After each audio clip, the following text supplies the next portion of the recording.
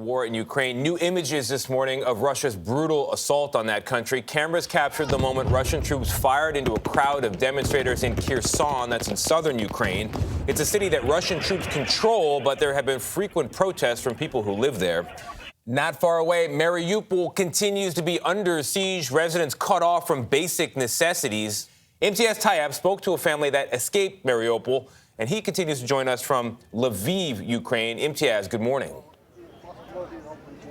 Tony, good morning. Well, the Ukrainian President Volodymyr Zelensky saying that Russia is really trying to reduce Mariupol to ash, as he's described it, but he insists that the city will survive. Now, here in Lviv, we had the chance to meet to a family that has fled that horrific violence, and they've described it as hell on earth.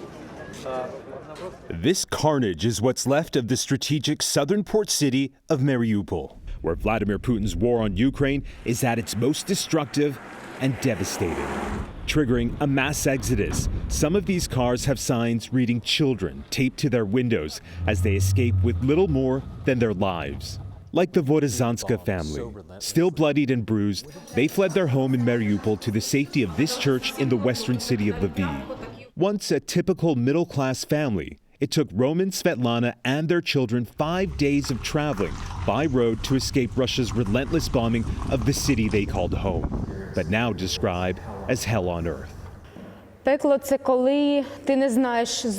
is when you don't know if you'll be able to take your next breath, if you'll have anything to feed your children with because they're hungry, she says. Hell is when you know that if your child gets sick, he will die. That is hell. That is hell here in the 21st century. Nearly 90% of all buildings and homes here have been damaged or destroyed in Mariupol, according to Ukrainian government officials. Video apparently showing tanks firing in the streets and armed soldiers patrolling what's left of neighborhoods. In the rush to flee, Svetlana injured her head in a car accident while avoiding Russian strikes, which have now completely destroyed their family home. What did you tell your children? The truth the way it is, she says. They will be told the Russians wanted to kill us, but we persevered because we are strong. Where do you get your strength from? We are Ukrainians, she says. It's in our blood. Svetlana and her family clearly very defiant and determined.